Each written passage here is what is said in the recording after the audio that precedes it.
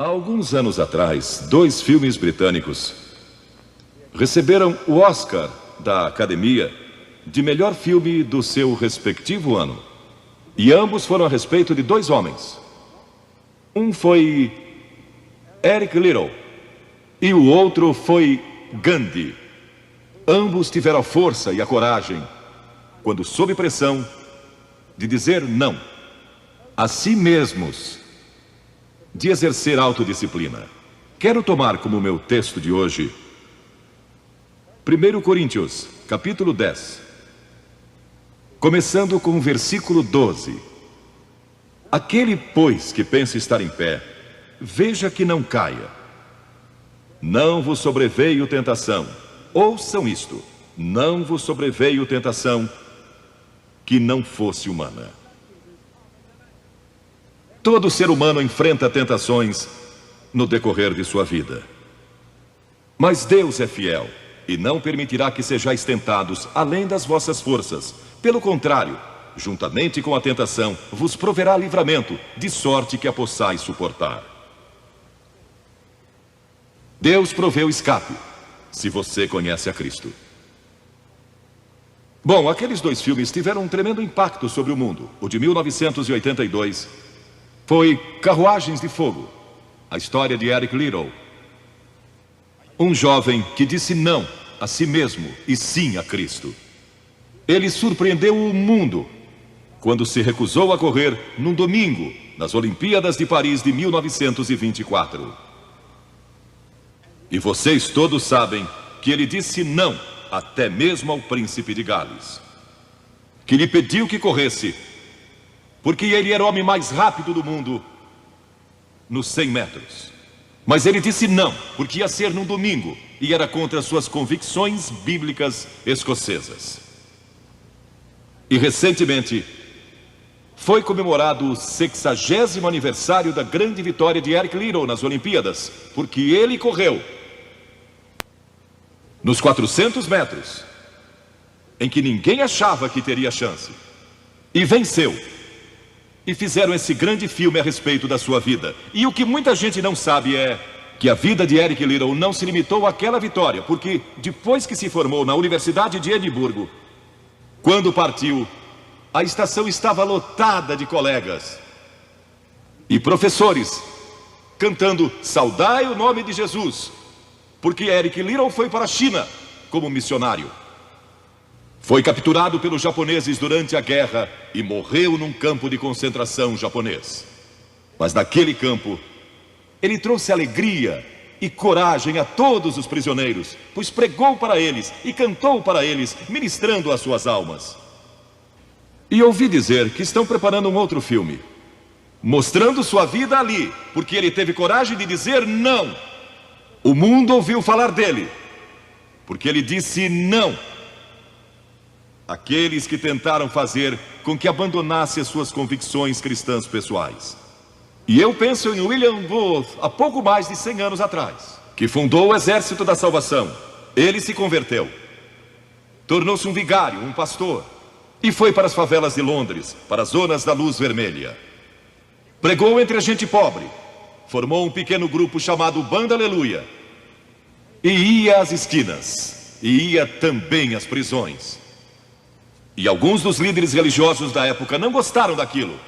E assim ele foi chamado diante de uma conferência de líderes religiosos. E disseram: William Booth, você vai pregar onde nós o mandarmos, senão será excomungado.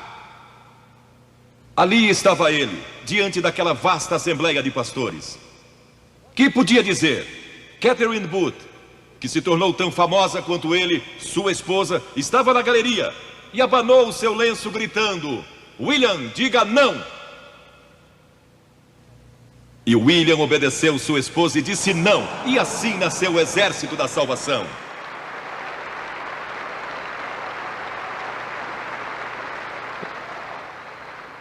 Lemos muitas histórias da Bíblia a respeito de jovens que disseram não e mudaram o curso da história. A primeira que quero mencionar, talvez nunca tenham ouvido falar. Seu nome foi Vasti e foi rainha da Pérsia. A esposa de Assuero, que reinou desde a Índia até a Etiópia. Pensem em todo o petróleo que ele tinha e provavelmente nem sabia. Um dos monarcas mais ricos que já viveu. E ele deu uma grande festa que durou muitos dias. No fim, provavelmente já bêbado, ele ordenou que sua esposa Vasti viesse e ali dançasse para todos os seus convidados. E ela assombrou aquele grupo de líderes mundiais. Ao se recusar, ela disse: não, eu não vou expor o meu corpo para esses homens. Ele mandou outra mensagem, ameaçando que ela deixaria de ser rainha e perderia seus confortos e bens materiais e toda a sua fama. Mas a sua resposta foi a mesma: não. E ela mudou a história, porque foi deposta como rainha. Nada mais sabemos. Mas por causa dela, Esther se tornou rainha e o povo judeu foi salvo. E até o dia de hoje, o povo judeu celebra um grande feriado, porque uma mulher disse não e abriu a porta para a salvação do povo judeu, porque havia um homem como Hitler, e era o primeiro-ministro do país, decidido a destruir e aniquilar os judeus. Agora, a Bíblia tem muito a dizer a respeito de sensualidade e lascívia e depravação. A palavra lascívia significa a tendência de incitar desejos sensuais. Sensualidade significa o apelo proposital aos sentidos físicos para satisfação pessoal. Talvez lendo um livro pornográfico ou assistindo um filme impróprio. A Bíblia diz que devemos nos abster das paixões carnais, da sensualidade, que fazem guerra contra a alma. Elas estão em guerra contra a sua alma e seu espírito. E a Bíblia diz que devemos nos abster delas, ficar longe delas. E então a Bíblia usa outra palavra, réprobo. Agora, isso se refere a pessoas totalmente depravadas, de consciências mortas ou cauterizadas, não sabem mais corar, perderam a capacidade de discernir entre o bem e o mal. E em Romanos 1:28 lemos: e por haverem desprezado o conhecimento de Deus, o próprio Deus os entregou a uma disposição mental reprovável para praticarem coisas inconvenientes. Ou seja, Deus desistiu deles dizendo: vão em frente, gozem toda depravação e toda sensualidade que quiserem, não vou perturbá-los. Ainda não. Mas saibam que seus pecados os acharão e prestarão contas no dia do juízo. E Paulo, escrevendo ao jovem Timóteo, disse: também estes resistem à verdade, homens de todo corrompidos, réprobos quanto à fé.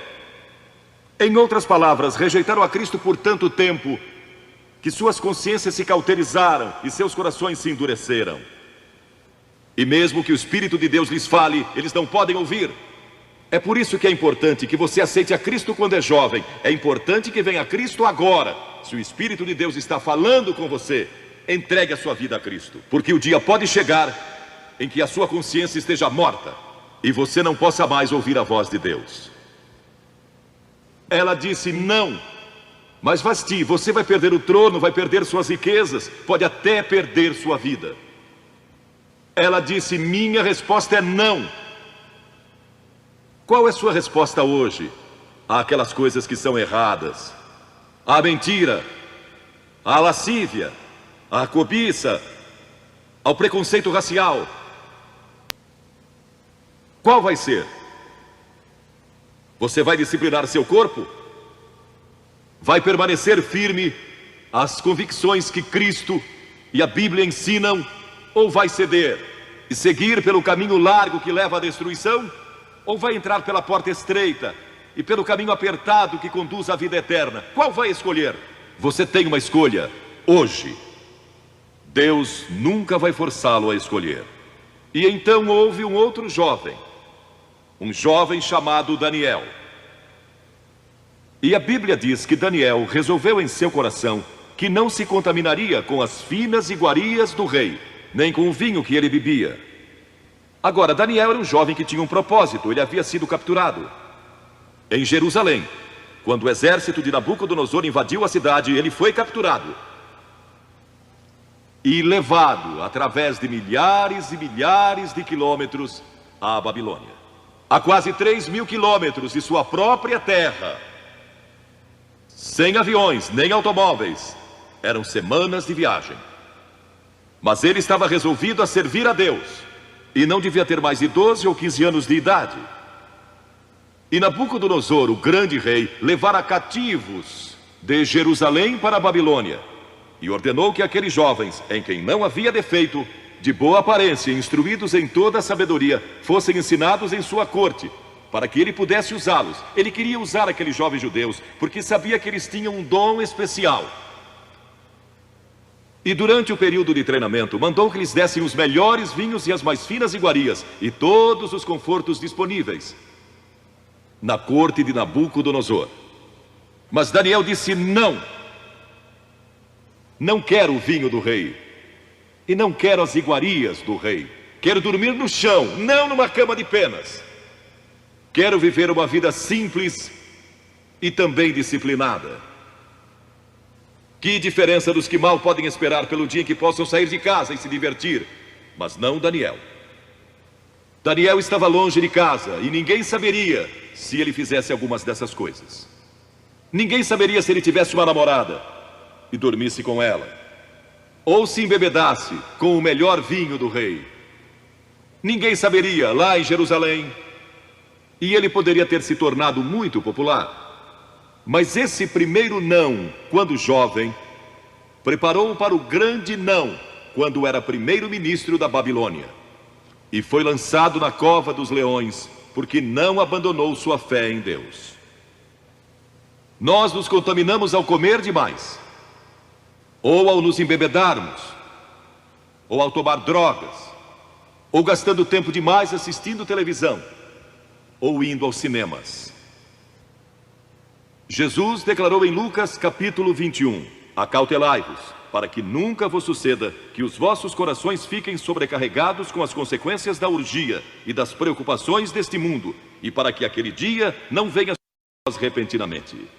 O apóstolo Paulo disse: não disponhais para a carne no tocante às suas concupiscências. E Pedro disse: porque basta o tempo decorrido para terdes executado a vontade dos gentios, tendo andado em dissoluções, concupiscências e em detestáveis idolatrias. A Bíblia diz que devemos disciplinar nossas mentes e também nossos corpos, e disciplinar o coração pela nossa fé em Cristo. E então houve outro jovem chamado José, que foi vendido para o Egito pelos seus irmãos e se tornou escravo de um homem chamado Potifar. E Potifar tinha uma linda esposa, e José era forte e bonito. E em Gênesis, no capítulo 39, se quiserem ler a história, lemos a respeito da tentação de José. A esposa de Potifar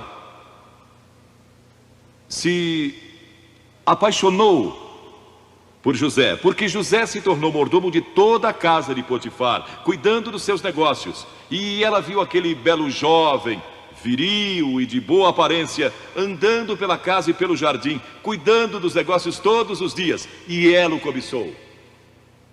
E disse: deita-te comigo. Ele disse: não.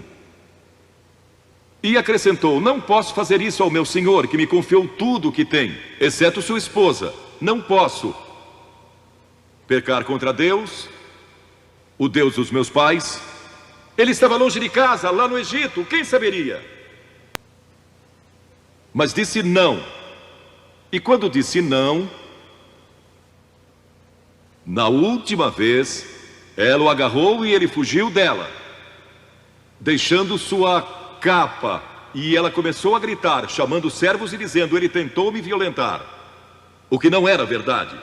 Mas Potifar acreditou e mandou que ele fosse lançado na prisão. E muitos de vocês sabem a história, que ele foi para a prisão, e através de uma série de circunstâncias, ele depois se tornou primeiro-ministro de todo o Egito. e governou o Egito sob o faraó.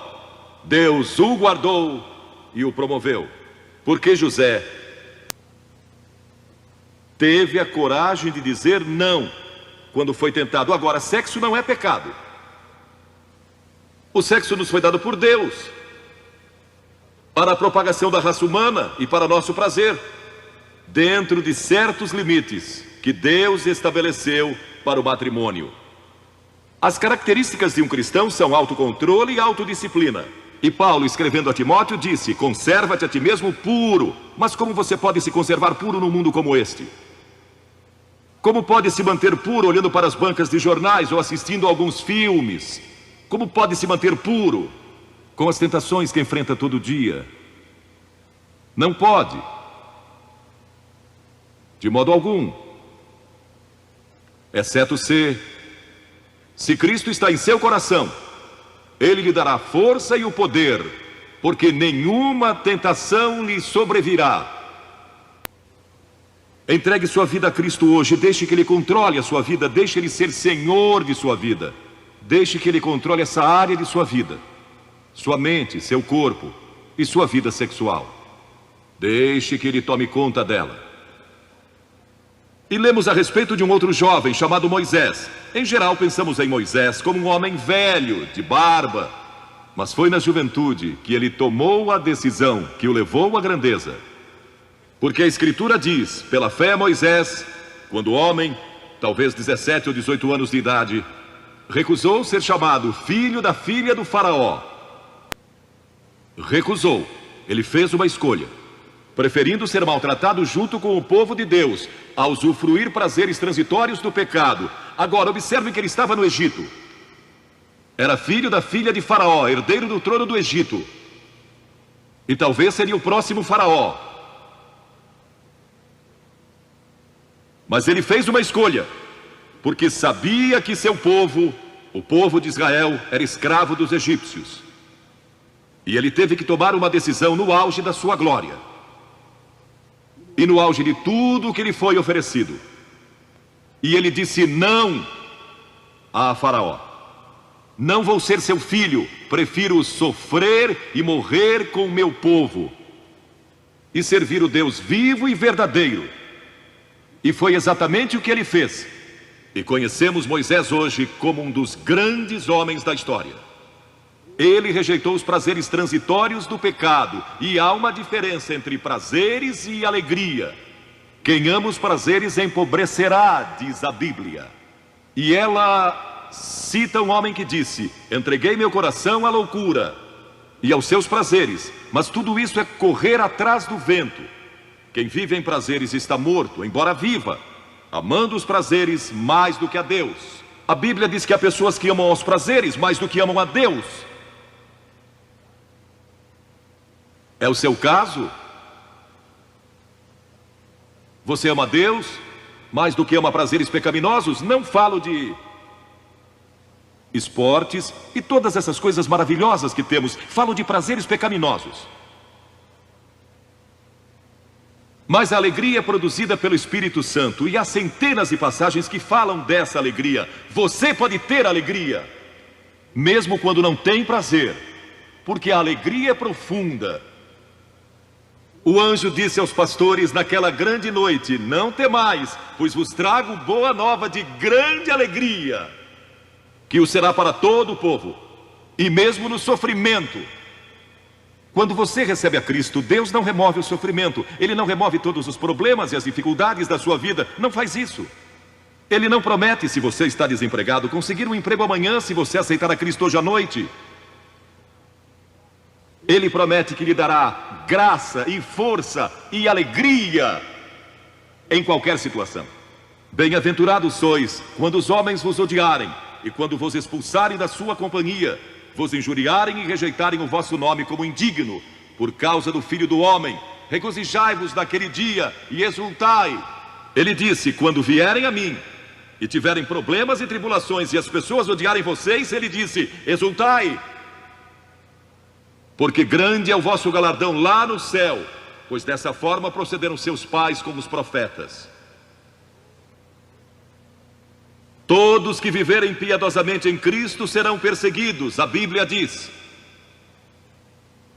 Ainda haverá sofrimento. Jesus disse: quem não tomar a sua cruz e negar-se a si mesmo, não pode ser meu discípulo.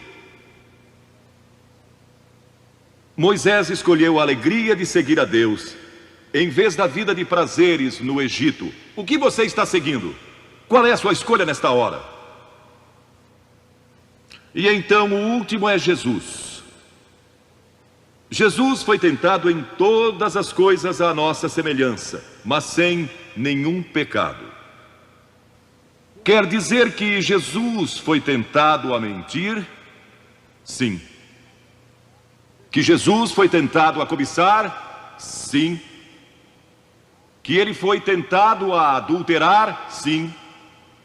Que Jesus foi tentado a roubar? Sim. Ele foi tentado em todas as coisas, como nós, mas sem pecado. Como ele teve vitória sobre a tentação? A Bíblia nos diz, no capítulo 4 de Mateus, e em muitos outros textos, mas vou falar só deste. O diabo veio a ele quando ele estava faminto e sedento e disse: se és o Filho de Deus, manda que estas pedras se tornem em pães. Observem que ele tentou colocar dúvidas na mente de Jesus quanto à sua identidade. Agora, Jesus era o Filho de Deus, nascido de uma virgem, Filho de Deus, que foi ressuscitado dos mortos pelo poder de Deus e está vivo hoje.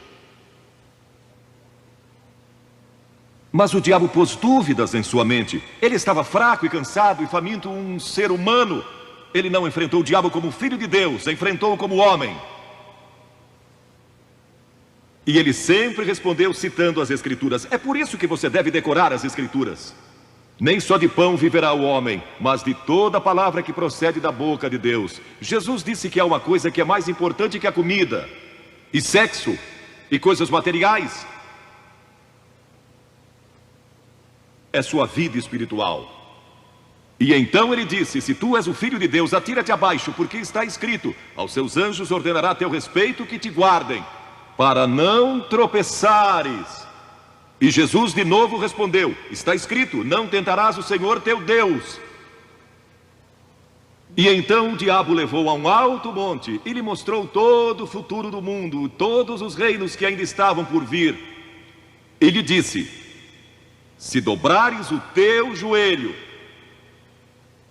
e me adorares, eu te darei todos os reinos do mundo e sua glória. Jesus não argumentou se ele podia fazer isso. O diabo pode dar-lhe qualquer coisa. Alguns de vocês estão vendendo as suas almas por nada, coisas sem valor. A Jesus ele ofereceu o mundo todo, mas ele sabia que a cruz estava esperando por ele, e o único meio de salvação para o mundo era a cruz. Se tivesse obedecido o diabo, nós nunca teríamos tido a oportunidade de sermos salvos e perdoados. Jesus teria tomado um atalho e nós estaríamos perdidos. Mas Jesus disse: está escrito, ou melhor, começou dizendo: retira-te, Satanás, porque está escrito, ao Senhor teu Deus adorarás e só a Ele darás culto. E assim o diabo deixou, e anjos vieram e o serviram. Observe como Jesus enfrentou o diabo ao ser tentado. Primeiro, ele citou as Escrituras. Segundo, ele estava cheio do Espírito Santo. E terceiro, estava na vontade de Deus. Você está disposto a dizer não às tentações do diabo?